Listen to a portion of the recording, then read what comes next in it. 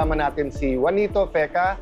Jeff ang iyong palayaw, tama? Anong nangyari sa sitwasyon mo? Nagtungo po ako sa CIA upang humingi ng tulong at legal advice. Kasi permission na yung ginawa sa amin nung taong nagtayo ng bahay sa tabi ng bintana namin.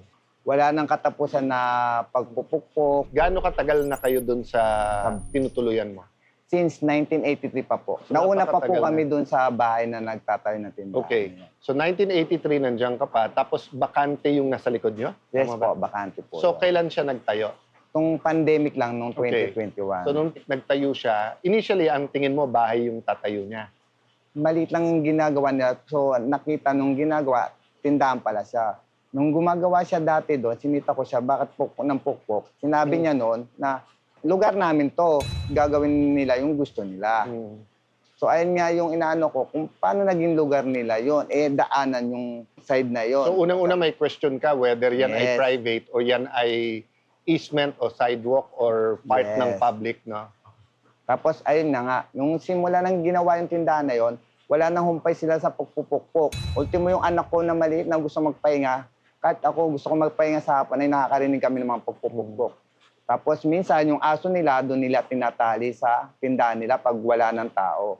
Tinatali yung ingay ng aso, kaul ng kaul. Kung hindi naman yung aso, yung papatugtog sila sa umaga, na malakas. Kung tapos na sa umaga, pagdating naman sa gabi, inuman naman. So yung ganun ba naman yung anxiety ko na ano na ako sa nangyayari noon. Hindi na matahimik yung bahay namin. Tapos sabi mo parang natakpan din yung bintana nyo. Yes, yung bintana namin at tinakpan nila. Ultimo yung CR namin, nawalan kami ng privacy, parang laging may tao kasi makakarinig ka ng boses, may nagkikwentuhan, maliligo ka, mapapatingin ka pa sa bintana, baka mayroong taong nakasilip. Tapos yung bintana pa namin doon sa kusina is natakpan na, nawalan na kami ng ventilation. Tapos, yung isa pang concern ko dyan is napakasakit sa akin. Yung may-ari ng tindahan ay naninigarilyo pa. So, yung paninigarilyo niya is umaabot hanggang doon sa kwarto namin. Bali, ito yung bintana namin, andito lang po yung tindahan, sumalit. So, kahit magsigarilyo ka, parang nanigarilyo ka lang sa tabi ng bintana namin. So, kaya pasok na pasok doon sa kwarto namin. So yung unang complaint mo, kinonfront mo siya. At yun nga sagot nila, di ba, na sa kanila parang yun, di wala ako kang na ano. pakialam. From there ba, nag-complain ka kahit kanino sa barangay or sa city or sa police? Nagpa-blatter lang ako. Pero nung nagpa-blatter ako sa barangay, sinabi ng barangay sa akin na hindi ko makalimutan na nakatayo na yan eh. Parang hindi na nila mapapaalis. Okay. So, kung may maingay na lang sa kanila, tawag na lang sa barangay para sa nagiinuman pa. So balikan natin yan at i-remind ko lang, no? Whether it's yung mga public officials na nabanggit or yung pong isang partido, yung may-ari ng tindahan, welcome kayo sa show, no? So si Jeff ay humingi ng tulong at advice. Kung gusto nyo rin mapakinggan yung side nyo, open yung show at continuing yung paanyaya sa inyo. So Jeff, balikan natin yon. Okay. So after that, nag-complain ka ba tungkol dun sa usok, sa ingay? Hindi na po ako nagpa-blatter pa. Minsan, pinupuntahan na lang sila ng barangay. So pag pinupuntahan sila ng barangay, I'm assuming yan yung inuman, yung ingay. Yes, sa gabi. Napapansin lang nila maingay or may iba kang kapitbahay na nagko-complain din? Siguro may mga kapitbahay din kami nagko-complain, kaso lang wala lang lakas ng loob kasi nakakaya naman kung magkakagulo pa, kapitbahay na nga lang. So ito na nga lang, naglakas loob na lang ako kasi sobra na yung perwisyon ng lalo anak ko yung apektado. Minsan pa nga, kung ano, nagiging pasugalan pa nga yun. Tapos nakakarinig ang mga anak ko na mga salita na hindi dapat, mga mura. Actually, halo-halo na yung complaint mo, Jeff. Halo-halo No? na. Sabi mo nga, pati napapansin mo na pati bata nakakabili ng sigarilyo doon. Meron mga estudyante. Bumibili sa sigarilyo, tumatambay nung before. Pero nung wala na ako napapansin. So ayun na lang, yung inuman sa gabi. Dahil ang show natin ay gustong makatulong sa lahat, yung pangkalahatan muna sasabihin ko, ha? Unang-una, mga kapatid, mga kababayan, mga magulang, no? Pag meron gagawa ng construction na kapitbahay nyo, na sa harap nyo, malapit sa inyo, huwag nyo pong isipin na wala kayong pakialam. Bakit? Kailangan bumalik yung mentality ng community sa atin. Walang tao na siya lang, may pamilya yan, may barkada yan. Kung yun ay makakaabala or sa batas natin, nuisance, no? So, halimbawa, dito sa Taguig, hindi nagkukulang si Mayor Lani na magpaalala sa mga barangay, basta't may construction, tignan nyo kaagad kung may permit. No? Bakit? Kasi katulad nung sinabi mo na masyadong dikit sa inyo, alam nyo sa batas, yung light, yung noise, etong sa smoke, no? Yung easement, para hindi matakpan nyo yung karapatan mo, dapat yon sa building permit pa lang tinitignan. So kahit pader, no, may fencing permit yan. So wala dapat tinatayo na walang permit.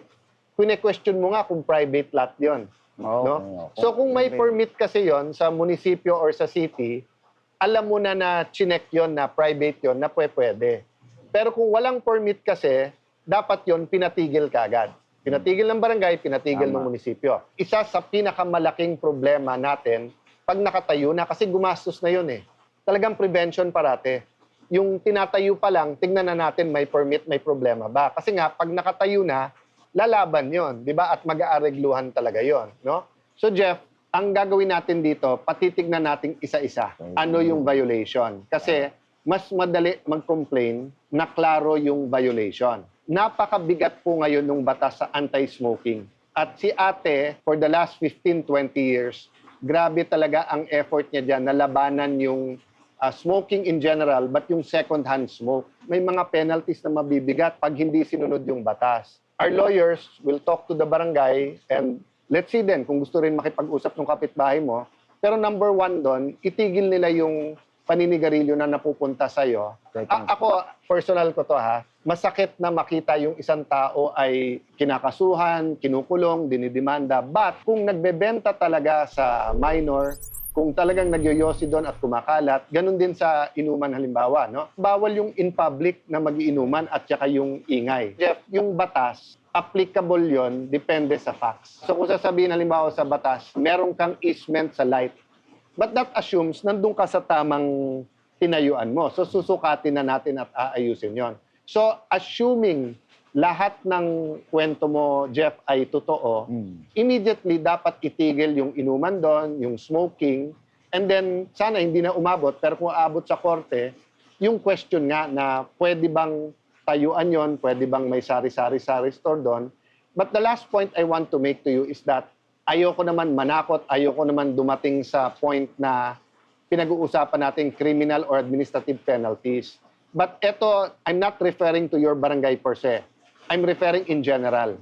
Ang pulis, ang barangay, ang mayor, lahat yan, may pananagutan sa batas yan.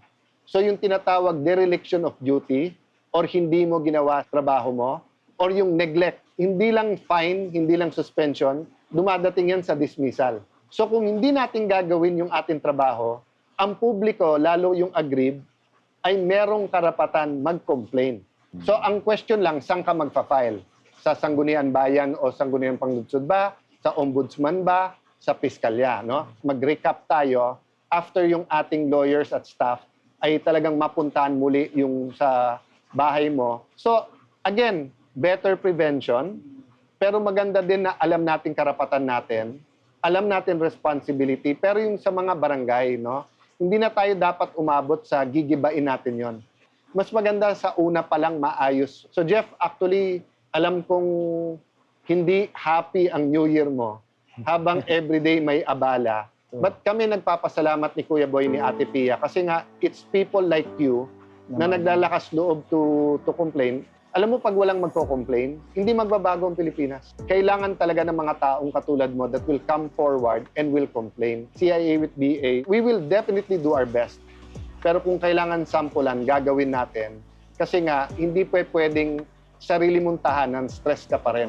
Dapat lahat tayo may napupuntahan and preferably bahay natin yon na yun ang palasyo mo. Di ba? Kahit anong liit, kahit anong humble ng lugar mo, yan ang palasyo mo. No? So Jeff, thank you very much. At Thank you, Kuya Alan. Di ba? Pero ano na, hindi lang to advice. As you said, humingi ka ng tulong. So, yes. Marami ako natutunan. Ayun talaga, alam ko. Kaya lumapit ako dito. Yeah. So Jeff, Happy New Year and pipilitin natin maging happy by resolving your problem. At si ate ay meron din kausap. So Ate Pia sa Payong Kapatid, iba naman ang problemang tatalakayin niya dito sa Cayetano in Action with Boy Abunda. Sinamahan ng Cayetano in Action team sa pamunuan ng Barangay Manggahan si Jeff.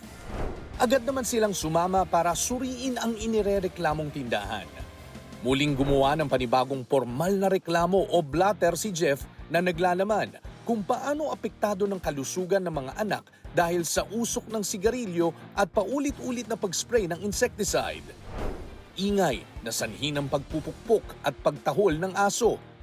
Nasa blatter din na gustong malaman ni Jeff kung meron bang hawak na titulo ng lupa ang nagpatayo ng tindahan. So yung unang step ay dapat nasa tama at angkop na pamamaraan tayo. It's either magreklamo sila doon sa ugnayan sa manggahan o kaya magreklamo sila doon sa ating barangay police officer investigator. After noon, magdi-decide sila kung hindi pa rin magkasundo in both side, i-endorse na natin doon sa lupon. Maraming salamat sa CIA at kay Kuya Alan dahil doon nabigyan ako ng linaw at payo. Sa ngayon, nag-uumpisa pa lang ang laban kasi mag-uusap pa lang kami dito sa Lupon at sana maging maayos at manaigang tama. Wealth na lang, mas maging wealthy din. Makapunta ulit po ng concert po ulit. Ako, magamit yung mga vacation leaves. Siyempre, healthy living. Hindi na masungit gaano.